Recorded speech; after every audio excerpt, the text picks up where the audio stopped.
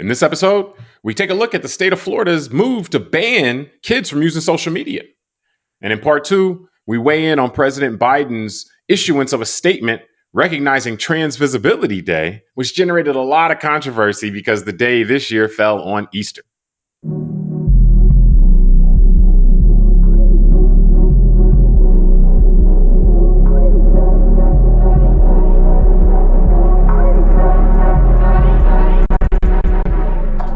Hello, welcome to the Call Like I See It podcast. I'm James Keys, and riding shotgun with me today is a man who may be middle-aged, but he's ready. Tunde Ogunlana. Tunde, ready to show the people how you like to party? Always, man. You just said I'm ready. Let's do it. I'm just middle-aged, so it'll take a little longer than it used to for me to get wound up. But when I get there, we'll be partying when I arrive. There we go. Take me a little while. All right. Now, before we get started, if you enjoy the show, I ask that you hit subscribe and like the show on YouTube or your podcast app. By doing so, it really helps us get the show out there. Now, we're recording this on April 2nd, 2024. And Tunde, last week, Florida Governor Ron DeSantis signed into law a bill that bans social media accounts for kids under 14 and also requires parental consent for kids that are 14 or 15. And it requires some websites, particularly like adult content websites, to have age verification in place to keep minors from accessing them. That's the kind of broad strokes of it. So what are your thoughts on, primarily, I want to get to we can talk about the whole thing, but just the move to ban social media accounts for kids under 14? That's a very good question. And I would say I generally am supportive of it.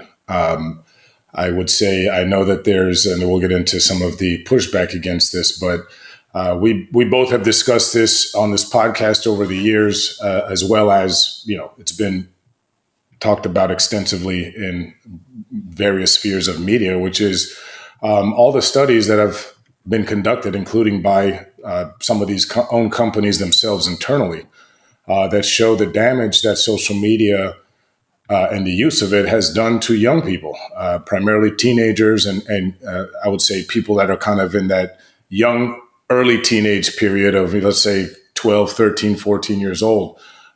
Rates of depression, suicidal tendencies, all that have increased with the use of this. So to me, just like any other new thing that hits society, and over time, society gets to see how it plays out.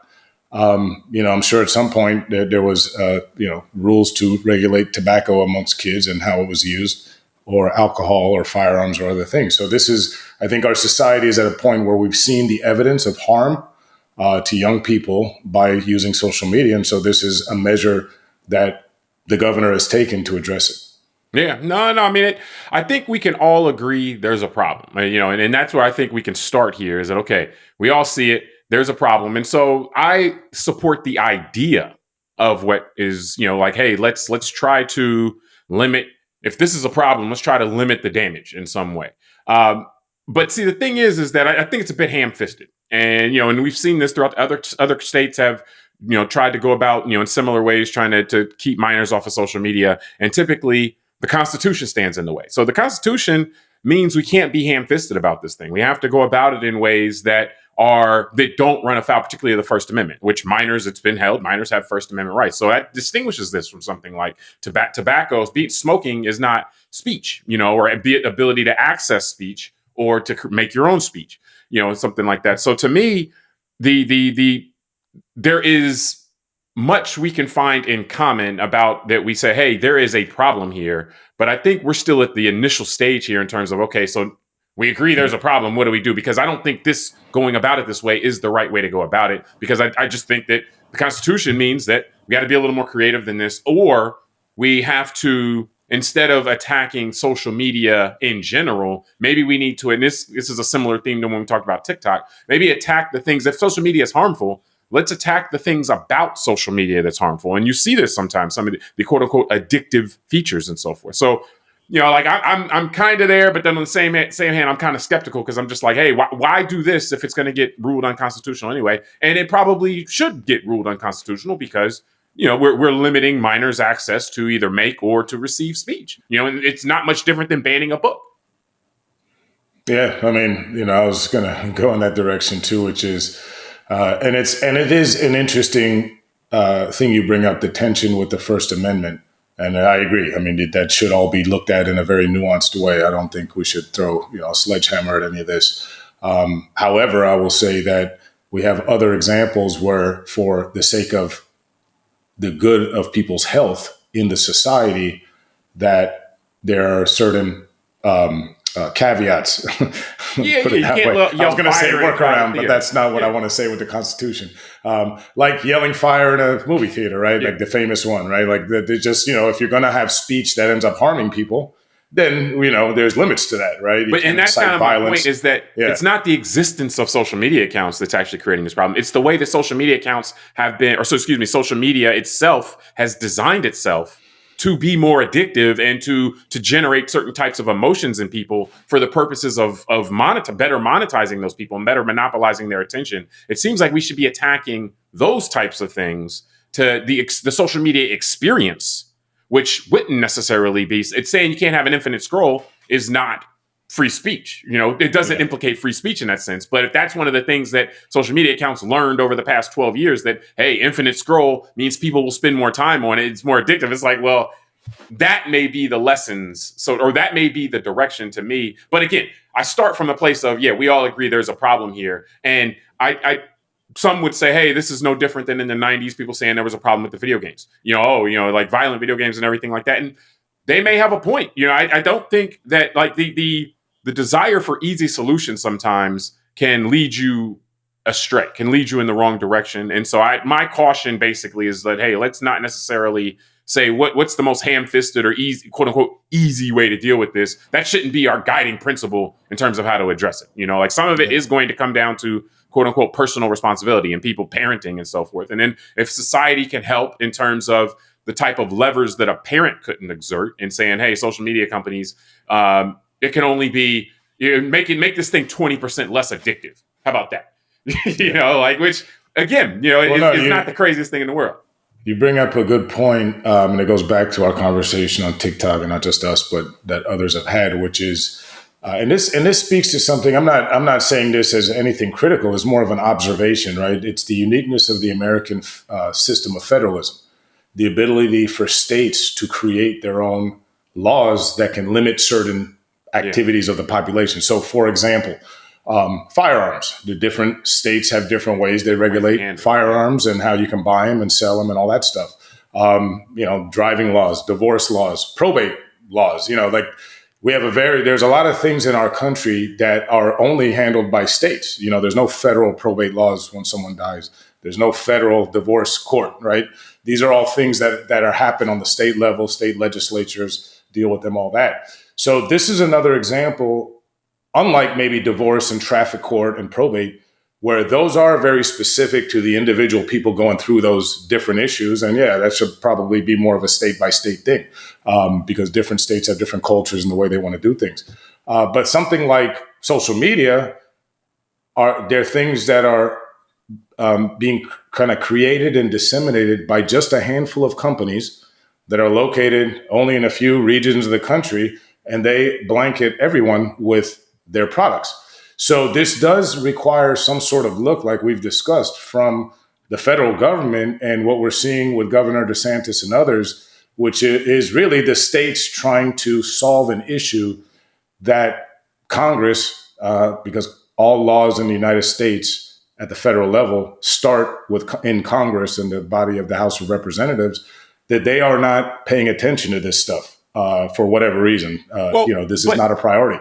But you raise the context or the concept of federalism, and that's one of the benefits of federalism also, though, is that the states can kind of be a research lab, so different states can try different approaches, and then we can see what may be effective. And then if something's effective, then maybe the federal government can go that direction. And it not too different than healthcare, for example. Mitt Romney and healthcare in Massachusetts became the blueprint of what Obamacare became, and so it was started as something that was, a moderate Republican kind of thing. And then it became Obamacare because it was like, okay, well, this seems to work okay. Or it didn't, that became the basis for it. So having different states try different approaches is probably a good thing, because it allows us to kind of look before we leap, in a sense. Obviously, if all the states keep doing it in a way that's unconstitutional, it's not really providing many data points for us to learn from to then say, hey, man, now let's take this federal. So that's kind of my thing of, hey, why don't we try a different approach? Why don't we try an approach that goes after what are the things about this that we're saying are creating the increased depression, or that are, that are doing what are the things that are causing the negative stuff? Because, big secret here is not really a secret. This is also causing problems for adults, like the social media use and stuff. Now, obviously, you can't regulate it to the same, or you wouldn't necessarily regulate it to the same degree for adults as you would for kids. But at the same, if there are things that are being done intentionally that are causing that don't need to be there for the experience to be about the same, then maybe that's where we can look at. I want to ask you another question on this, and that deals with just the messenger here, so to speak. This is Ron DeSantis. This is Mr. The parents, need to have more control over what their kids see and what their kids can do and so forth. And so he caught a lot of blowback from his critics, with this, because it's the state saying something is banned for kids under 14, leaving the parents kind of out of it. The parents don't get a say here. So a lot of DeSantis critics were saying he's being hypocritical here, because when it came to Black history or things like that, he was saying, "Oh, we got to have the parents have more of a role and everything like that." So, what do you think about the critics? We'll get into. Well, secondly, we'll get into whether or not we think it's hypocritical. But just what do you think of this kind of point that's been raised? Like, oh, DeSantis, he's a hypocrite. He talks about parental rights, and now he's saying, "Oh, parents have no rights when it comes to deciding social media use for kids under 14. Under 14." Yeah, I mean, look, I think that's just the normal kind of cheap shots of politics, and I say this as someone that has had a lot of criticism of Governor DeSantis' behavior in the last 2 years, using his position of authority as governor as what I feel as a big government authoritarian. So, and that's, we don't need to get into all those.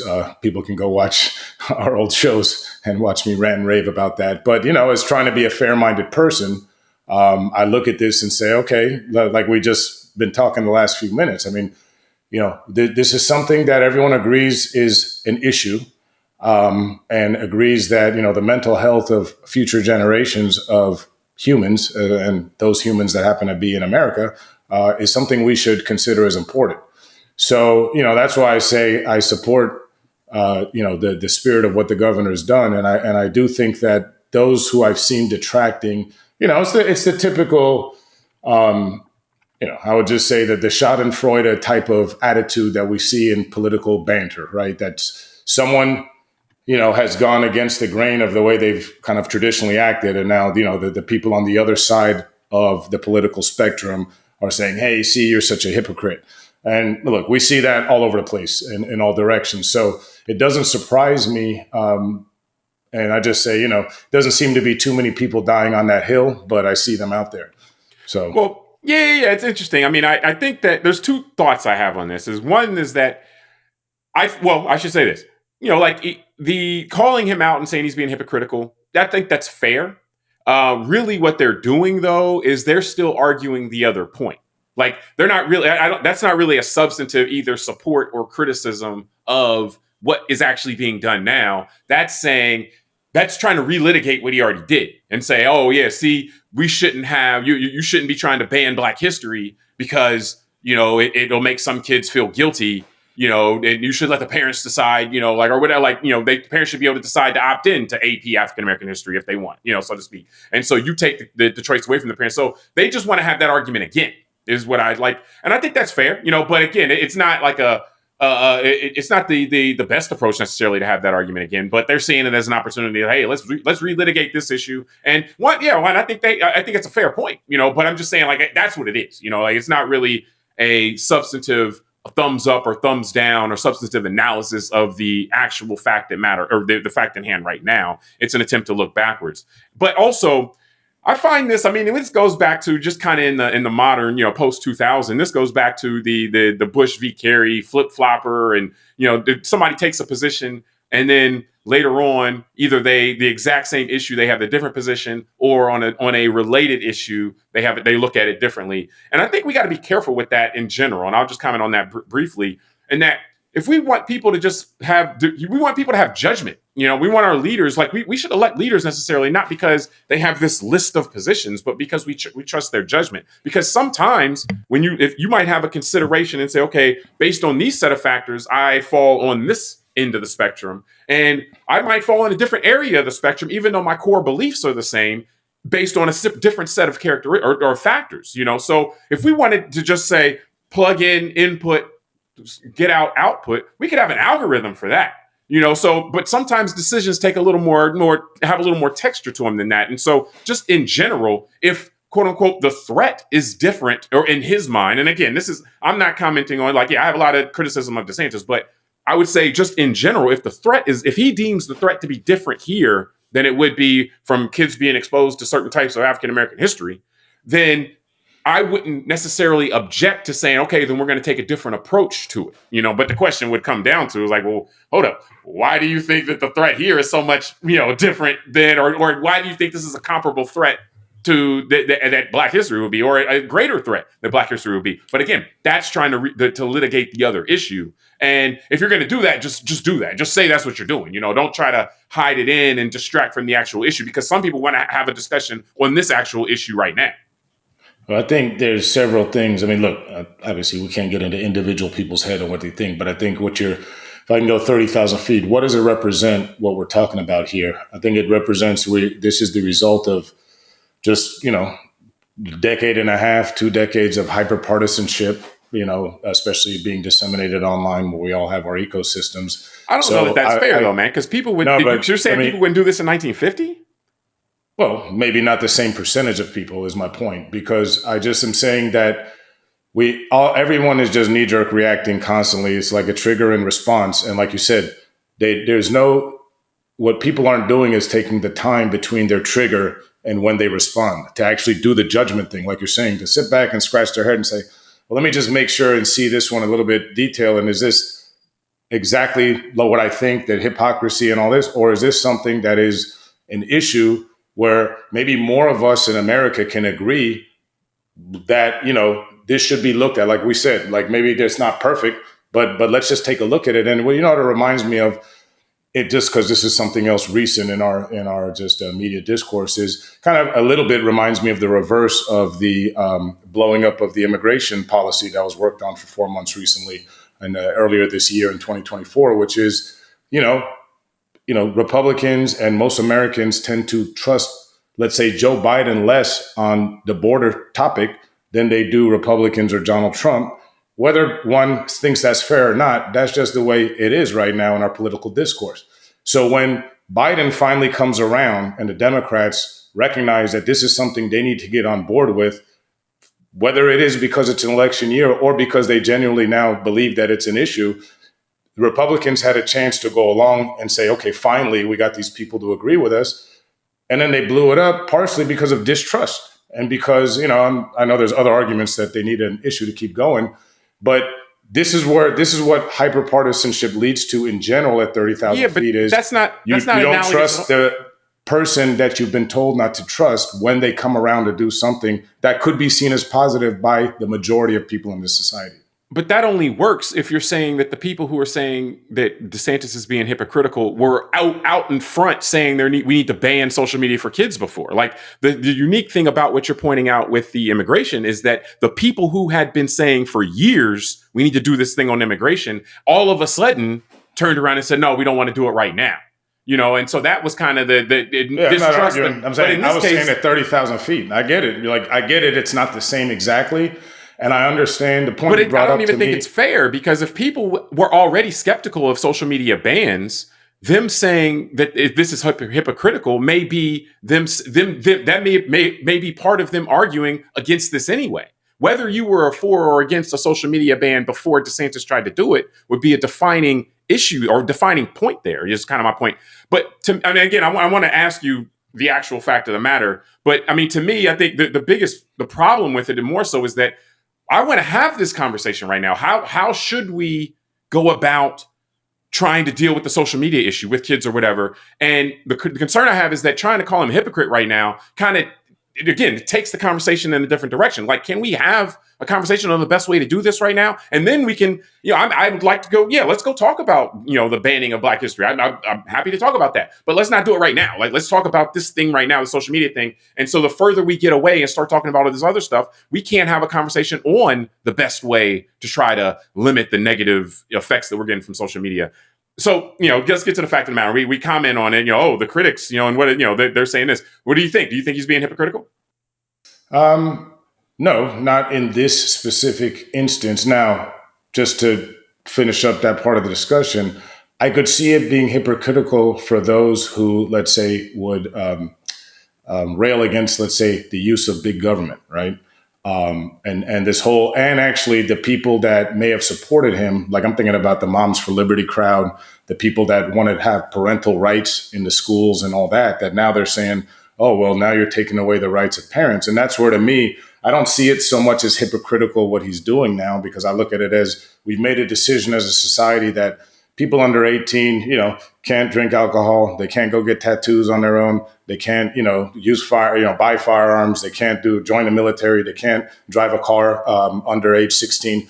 We have these limits already in place for things that we think that a child that's 12, 13 years old, if they start doing this while still in a child development state, they're going to harm themselves long term. Let me add something to your point real quick. Let me just finish it off. Let's let people become adults so that they can make those decisions with a little bit more of their own clarity in their own decision. And just to finish off, just the point on the parents. I want you to keep going, but let me say this because there's something that's important here is that you got to separate out the constitutional piece from the piece that what you're saying, because the people that are saying he's being hypocritical, they're not saying he's being unconstitutional. So what you're saying is a good point in response to anyone setting aside whether this is constitutional. Just the people that are saying, hey, hypocrite. It's like, well, hold on, but go ahead. I just wanted to make sure that. And so what I look at here as relates to other issues, like you said, that people might be thinking of bringing up now that have been done in the past, like, when his anti-woke stuff and all that stuff.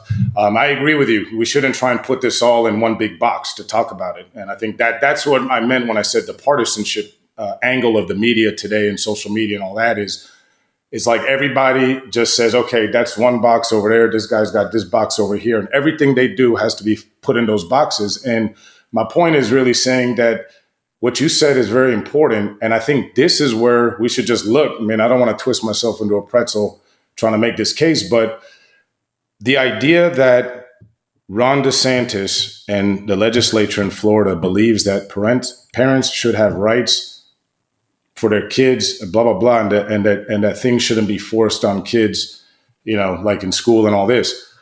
And to your point, so when there is an active use of legislature time and resources to attack and ban things like AP courses in high school that talk about the contributions of Blacks, that's much different than saying we're trying to change American history or indoctrinate kids. It's saying we're going to teach American history. We're just going to include the contribution of this group of people, right? And it's an elective course because it's an advanced placement course. So it's not something that's forced on every kid. A parent and their child are allowed to have a conversation in their private home if the parent does not want their child taking a Black History AP course. That's private. The state came in and said to everyone like me and you, your history, we don't feel it should be included with the greater history of this state and this nation. And they did that for a fact. And anyone who wants to question that, I looked at the Florida budget for last year. It's a $15 billion budget. One of the line items that was vetoed was a $200,000 grant to educate students in Florida about the history of African Americans in the Florida music scene. Now, people could look at me and say, well, that's not something kids need to learn about and all that. Okay. I'm just saying that someone made a conscious choice on a $15 billion budget to look for these kind of items that are so small, and that's an ideological play. So yes, does it feel weird that the government is using its power in our state in these different ways and saying it's all for parental rights and all that? Yeah, but that's where we can see some of the ideology play in. And this is where I'm trying to be disciplined and say, I see all that over there, but I can separate in my mind that shenanigans and effery with the reality that social media is hurting young kids. And if the governor is trying to do something about it, I don't have to beat him up for that. I'll beat him up for the other stuff. Yeah. I mean, well, you gotta. That's a good way to look at it in the sense that like the question of, hey, let's try to address this. You kind of almost can't let yourself get too clouded in whether or not he was being hypocritical in order to, so we can honestly critique what he's doing now needs honest critique, not deflecting critique, like, oh, this is hypocritical from where you were before. Like, so we actually need to critique what he's doing now, like the constitutionality of it, the effectiveness of it. Will this really work? Like, that's the stuff we need to be looking at now. I don't think I doubt it's going to be constitutional. And so it's like, well, it's a waste of time. It's like, why don't we try to do it this way? Why don't we try to do it that way? A way that might withstand constitutional scrutiny. But I think that whether he's being hypocritical or not, I think it appears he's being hypocritical in the sense that he's the guy that got out in front of all the cameras and said he was the parental rights guy. And now when it comes to this, he's taking away the parental rights for kids under 14, so it appears he's being hypocritical. But again, whether that matters in the context of let's debate this and let's critique. I talk about this a lot of time with progressive versus conservative, which, setting aside the labels and whether or not people really live up to those labels anymore, particularly on the conservative side, that we need progressives to try to do things or come up with ideas, and we need conservatives to critique those ideas and say, hey, I don't know, maybe you might be going too far here, and so forth. So like there needs to be this back and forth process. So we need kind of this, it's not really adversarial. It's just people coming from different perspectives, looking at the same issue and having different ideas based on that. And so again, I like whether he's being hypocritical. I think he is. I think it looks to me that he's being hypocritical. He's determined in this case, parental rights aren't as important as what he wants to do. Where in his other case, parental rights are like, oh well, parents should be able to do this and that. But again, it's a very dangerous place to go down when, as a society, we do need to have a conversation about this, and we do need to critique what they're trying to do honestly, so that we can try to get to a better place. So the next state will try it, and maybe it's a better idea, a better way to do it, and so forth.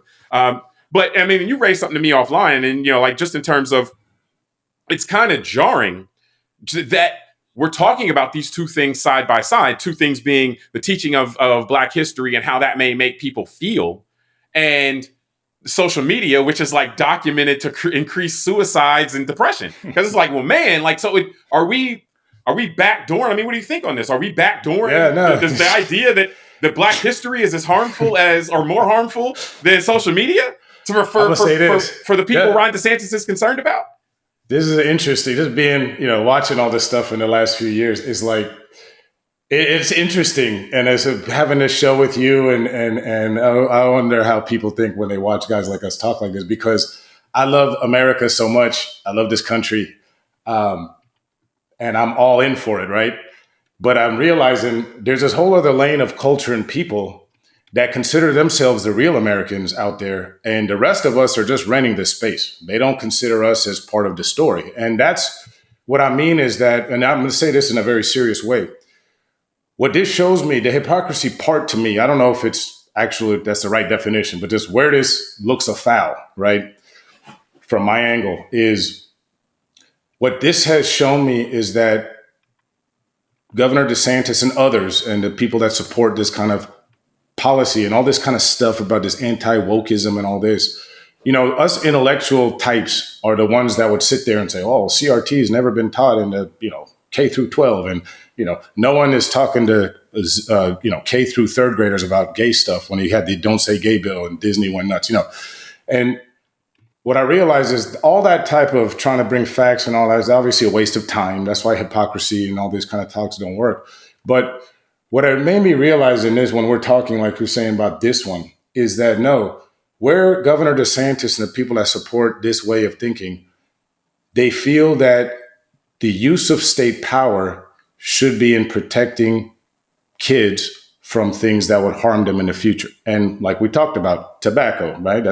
Can't use it in Florida. And that's something that a lot of people, a lot of states, every state around the country agrees on. Yep. And now social media is the new one. And so what that made me think was, well, for the first time, it made me realize, well, the fact that the Black history courses in our state, and I know we're focusing on the Black history stuff, but we could by extension say certain LGBT kind of topics. Don't say gay stuff. Just this whole anti-woke thing, which is a catch-all for, basically bigotry and trying to say that it's okay because we're using different words now and different slogans.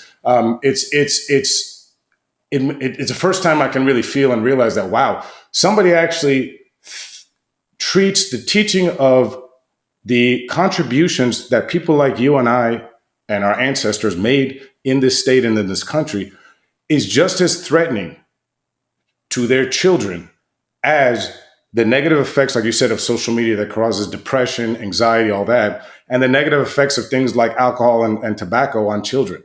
Yeah. And that is a different conversation that we're not having in this country because we have a lot of people in this country that just want to shut that down and not talk about it.